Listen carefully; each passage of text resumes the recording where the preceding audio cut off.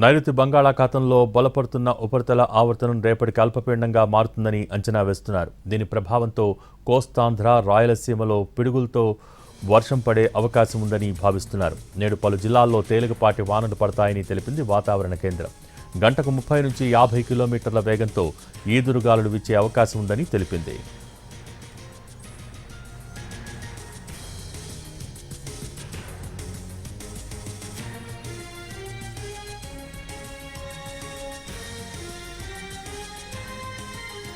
నైరుతి బంగాళాఖాతంలో బలపడుతున్న ఉపరితల ఆవర్తనం రేపటికి అల్పపీడనంగా మారుతుందని అంచనా వేస్తున్నారు. దీని ప్రభావంతో కోస్తాంధ్ర, రాయలసీమలో పిడుగులతో కూడిన వర్షం పడే అవకాశం ఉందని భావిస్తున్నారు.